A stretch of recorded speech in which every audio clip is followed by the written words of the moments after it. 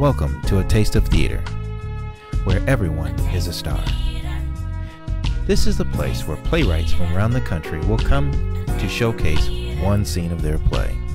Today's star is shining bright on playwright Shawani Manson of Chicago, Illinois. We will see a clip of her play, My Sister, I'm Sorry. And now, let's welcome our host, Victor Gully.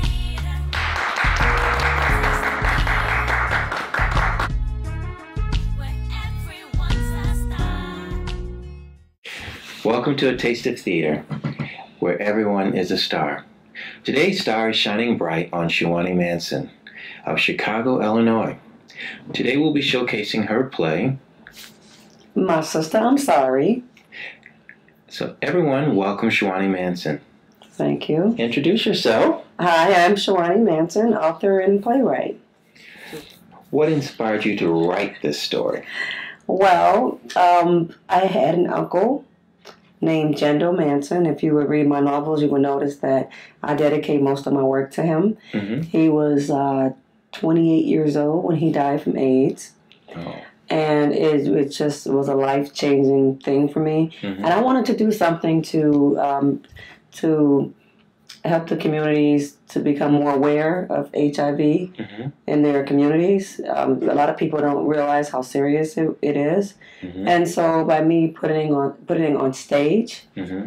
I felt that people would, walk home with something in mind, with a lesson about HIV and just how serious it is in the Black community. So this play, the message you want people to walk away from this play is AIDS awareness, or what is it? It's more so AIDS awareness and just how easily one can catch HIV by being ignorant to, the physique of people. People say, well, this guy is gorgeous, Mm-hmm. and they would give in to a gorgeous guy. AIDS and HIV doesn't have a look about it. Mm-hmm. The guy can look just as normal as the next guy, and you never know. And basically, our culture, we're so into looks and, he has, this car and he's that, but Mm-hmm. it's not about that. It's more so like being careful of, who you sleep around with, because you cannot tell walking down the street who's HIV positive or not. That's very true. Yeah. So was he the inspiration for the entire play or one part of it? He was the inspiration for the entire play, mainly because, basically, okay, the storyline goes like this. There was basically the storyline says that anyone can catch HIV. I don't care how much money you got. I don't care who you are. Mm-hmm. So the story is pretty much based on a doctor. She's a doctor. She needs a vacation. She goes to Jamaica. But she's a doctor. She says, you know what? I just need time for me. She meets two gorgeous guys in Jamaica. She wanted to be free. She's divorced. She hadn't had a date. She just wanted to be someone else. You know how her Sasha Fierce came out in Jamaica. She come home to the States, and 6 months later finds out she's HIV positive from going on a trip. Wow. Yeah. So I can say it's the whole play is based on him, but it's more so because if my uncle, you would be like, him? Really? No. I mean, it's just that there's no discrimination with AIDS. It's not necessarily in the gay community. It's not necessarily in the Black community. It's not in the white. It attacks everybody. Wow. Anywhere, anytime. So, who are some of the characters in this play other than the doctor? We have the doctor, of course, and we have the love interest. Even the HIV patient has a love interest. Mm-hmm. This was a guy who was in love with her before she took the trip. Mm-hmm. So he's the guy that stuck with her in the end. And she goes to Jamaica with two of her best friends. Mm-hmm. One of them is probably your more ghetto fabulous friend. Mm-hmm. And then she has the male friend who is like extremely over the top, goofy, fun. And I mean, they just go out there and just have a really good time. It's a lot of comedy in this play as well. So it's not just the seriousness. It's like we add comedy to, just to kind of keep people interested in the story. And trust me, it was a lot of laughs in this play. Great. So who is the hardest character to write for? who is the hardest character to write for? Well, when it comes to me, it's just pretty much all my male characters because I'm not a man. So I would have to put myself in a man's, I have to put myself in a man's psyche. I would have to, like, try to think like a man. What would a man do in this situation? What would a man say to a woman to get her to sleep with him so easily? So it was more so like going back to a lot of the movies that I've watched and some of the people that are in my life that I can just imagine how he would walk up to a woman and say, "Oh, you're so beautiful, this, that, and the other, come sleep with me." But there's a way a guy does it, and that will make a woman feel special at the moment. So it's kind of hard because I'm on the other side. I just have to put myself in a man's shoes to write like such man, and that's pretty hard for me. Well, do any of your plays involve any other life experiences, like when a guy was coming on to you and said, "Oh man, that would be great in the play"? Well, a writer is always going to write something that's based on her life in some form or another. So I can say, no, this play is totally not based on anything. I've never been to Jamaica and slept with a bunch of guys. I don't have HIV, so I can't say all of my stories are based on me. However, it's pretty much what I write, like certain scenarios. Like, I did go to Jamaica, but I didn't meet these gorgeous guys. I did have a lot of guys try to come on to me. But I came with a girlfriend, and it was our pack. Like, we're going to come out here, and I don't want you to do nothing, I don't want you to do nothing. And we looked out for each other. Even when we partied, we made sure you came home, we came to the hotel together. It was more so like, we looked out for each other. So the whole Jamaican experience, that's pretty much something that was related to me. But just imagining how a lot of people do go to these certain islands and during certain times of the year. And they just get totally wild. You have these college kids that go down there just to experiment with drugs, just to dance on tables. And when they come home, they're A students. So when people go on vacation, what do they say? What happens there stays there, right? Yes. So basically, that's the whole plot of this play. Like, what happens doesn't always stay there. You can bring something home with you. And that's what HIV was, the whole HIV theory is all about in the play. Wow. That is very powerful. So be careful while you're out there. So, in working on this particular play, is this your first production, or is this like one of 50,000 plays that you've written? No, I didn't write 50,000. More like 5. That was actually play number 3. Okay. The first play was actually of the same title, Apology from One Sister to Another, which is based on my first novel. Oh. So I have a version that's based on a novel, and then I have a gospel play based on a novel. Oh, really? Yes. Yeah. So we have 2 different versions of that play. And then there is My Sister, I'm Sorry, and then I just did a new one, My Brother, I Apologize. So if you hear all these apologies and forgiveness and I'm sorries, it's probably more than likely my work because it's pretty much like the brand I'm trying to stick with. Wow. So it sounds like the theme of it is forgiveness. Forgiveness. Basically the bottom line is forgiveness. Forgiving yourself, forgiving others. Like Apology from One Sister to Another was based on domestic abuse.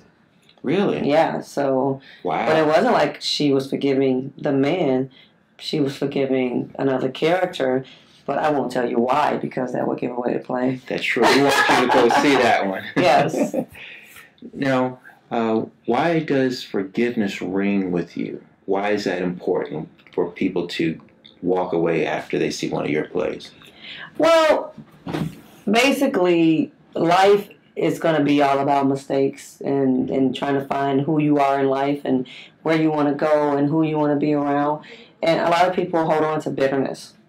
Yes, they do. And the bottom line is, if you just let go, forgive, say you're sorry, or, just let things go, life will just go so much more smoother. It's like a lot of people just walk around angry. So that was the whole point, like the domestic violence. A lot of women are afraid of love because of what happened to them.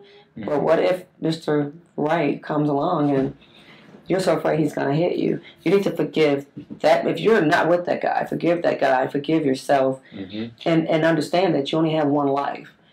So you can't walk around feeling bad about anything, everything in life. I don't feel like, personally, I don't feel like there's a right and a wrong. I feel like there's a balance. And so basically, when you think you've done something wrong, no, it's that you doing something wrong and realizing that it is wrong is kind of helping you to understand what right is, and then you appreciate when right comes along.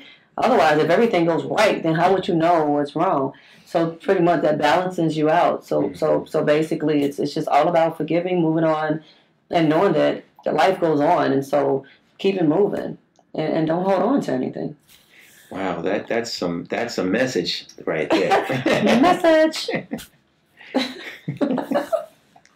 So how long have you been writing plays in general? Plays in general, since 2005 is when I wrote my first play, Apology. Now, all of a sudden it just popped in your head, or how did this whole thing come about? Well, no. Actually, my novel was copywritten in 2005, and I published a novel and got it out there.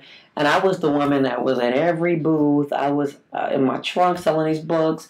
I was everywhere. And so I just got a lot of feedback on my website. Wow, this story's so great. You should make this into a movie. And then more people said, this should be a stage play. This should be a stage play. And it's just stuck in my head. I always thought I was just going to write books. But everybody kept saying, this should be on stage. This book should be on stage. This story is like, oh my goodness, this should be a stage play. And so, you know me, I listen to the people. Yes. And I actually wrote that play in less than 3 weeks based on my book. And had it put on. And I remember, like, I called GCI, so Nikki Woods was like the host. I had all my actors like totally blind to how to do a production, and we rocked it. We rocked it. We rocked it with no walls on the set. We had the actors. We had the furniture. We had 8 shows. Wow. We sold out 5 out of 8 shows.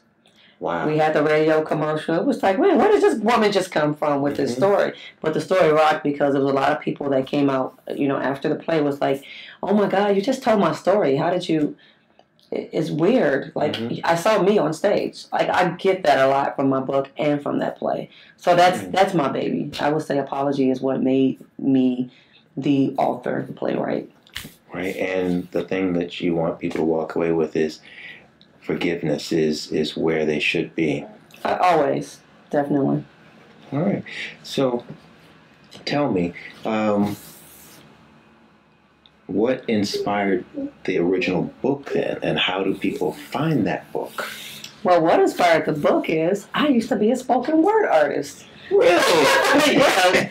I used to write poetry first, and I remembered I was never like the greatest poet, but I always told a story within my poetry, so people would be like, whoa, okay, see, I didn't use the big words and the over the over exaggeration of adjectives, and when people will have to really be like, what did she say? I was so basic with mine. So I actually wrote a play called Apology from One Sister to Another. It kind of went like, I apologize for the anger towards you when I accused you of stealing my man. I understand that you two really went through, and I thank you for taking them off my hands. Kind of goes like that. So it kind of like a story that's just like a Dr. Seuss rhyme, but the story was just like, what? And so when I actually told the poem, I realized when people was like, giving me the snaps for it, although it wasn't like all poetic, it was just pretty much a rhyme, like just a flow. I heard the story within that poem. I based the book off of the poem that I wrote. Wow. Yes. Amazing. Yes. So what inspired the poem? Yeah. I don't know. It was just something that I used to just like to rhyme. Okay. Yeah. Then how do people find that book? Is there a website that they can find Absolutely. You can definitely go to my website, www.shyfoxproductions.com. Wonderful. And is that where they can also find some of your other work as well? You can find everything on Shyfox Productions, SHYFOX Productions.com. And because there's always somebody who forgets their pen and they just didn't have that ready to write. What is that website one more time? It is www.shyfoxproductions.com. Perfect. Now, I always like to ask people who inspired them in this business to get into this business. because I feel like we all are standing on the shoulders of someone else. So who inspired you? What inspired me to write? Who inspired me to write was probably I would say my fifth grade English teacher. Mm-hmm. You know, I was the shy girl. Believe it or No, not. not you. I wouldn't talk a lot. I was the quiet girl, but she always encouraged me. She gave me like this English award, and we had a poetry contest in the fifth grade. And she was like, write a poem, write a poem. And I was like, well, okay. So I wrote this poem called All About God, and I wound up winning first place.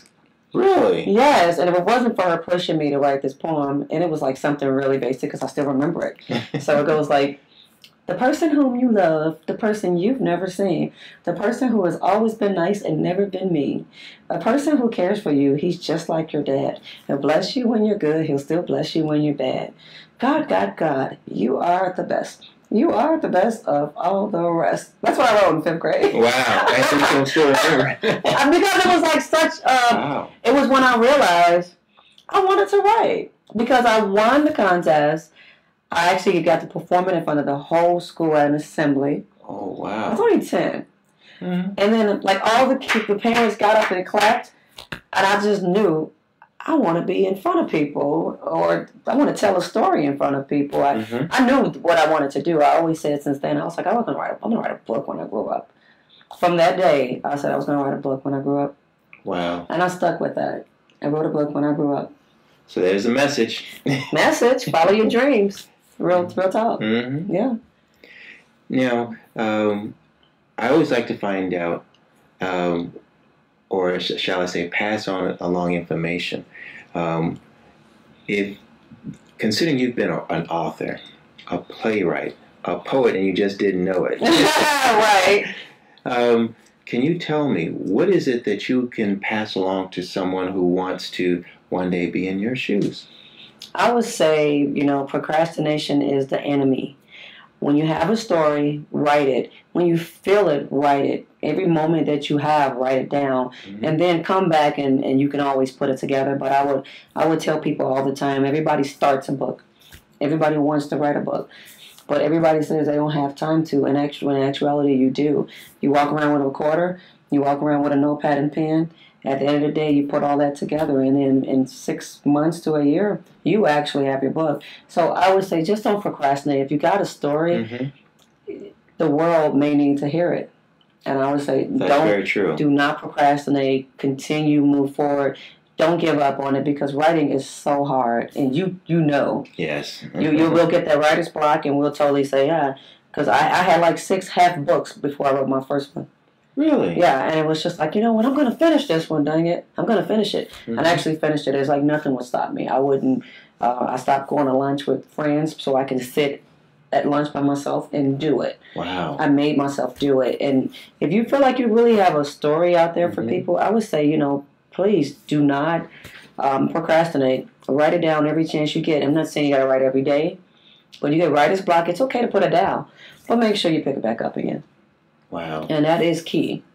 Because I'm writing my second book, and I put it down. But I always manage to pick it up. And I only have 5 pages left to edit. And it will be out June 8th.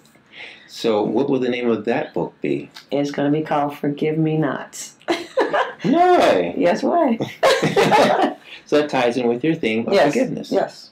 That's excellent. Yes. Well, I'm looking forward to actually reading that. Well, thank you. And who knows, maybe you'll make that into a play. I'm actually getting into the film business, so maybe that's going to be my first, second, third film.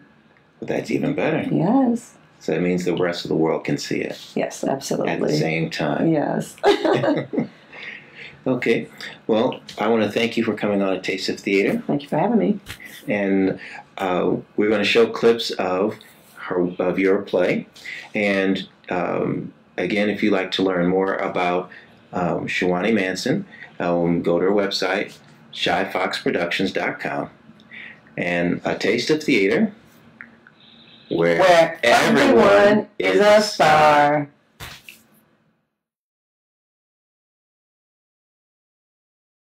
I'm going to Jamaica.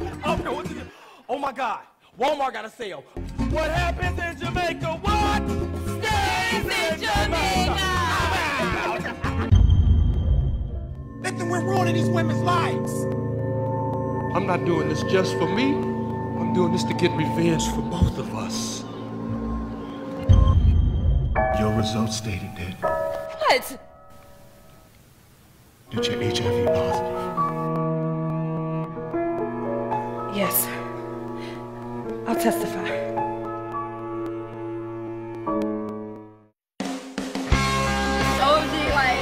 I loved it. I loved it. This was a wonderful play. Very inspiring and had a brilliant message in it. Very good story. It was enlightening. The acting was good. Everything was on point. It was a beautiful experience. Great job. Really loved the play. I really loved it. It really makes people think about what's going on out here. Thank you very much. I loved it. I had a great time. Very enlightening to the HIV virus. It's something that needs to be heard in this play. Really hit. It really hit home. Very informative. It was awesome. I'm glad I came out and enjoyed the play.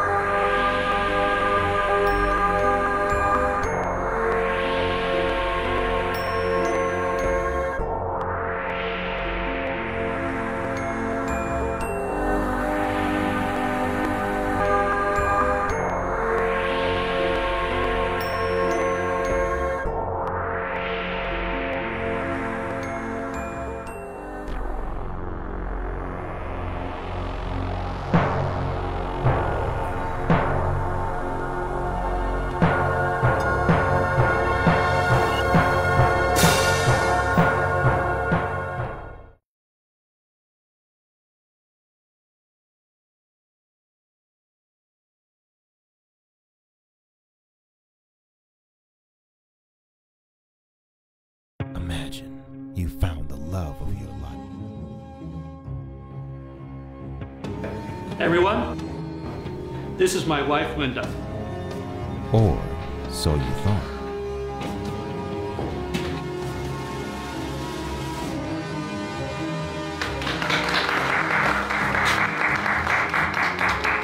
Your universe now lingers for the one person who has touched your soul. Wow. I don't think I've ever felt a kiss like that. Ever. Wow. I feel like you kissed my soul. Your world is turned upside down. Ooh, I felt that too. And you don't know when to stop. Honey, I'm home. The meeting ran short, so things got canceled unexpectedly. Hey, baby. Hi, how are you? Sorry, I didn't hear you come in. Until it does. What do you do? What do you do? Where do you turn? Where do you turn? A Long Goodbye is a play about settling with the one who loves you, or loving the person that you've dreamt of all your life.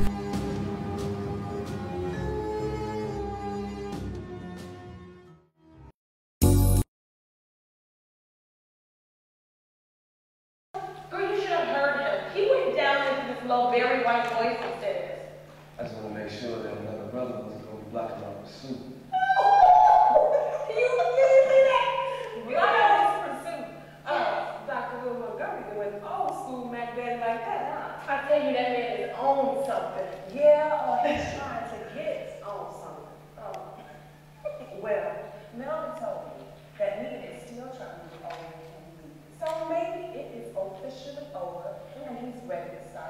Well, he said he was. Well, I haven't seen anybody else on Pursuit since that knucklehead CEO. So let the brother do what he does. It just might be fun. You know, it just might be, but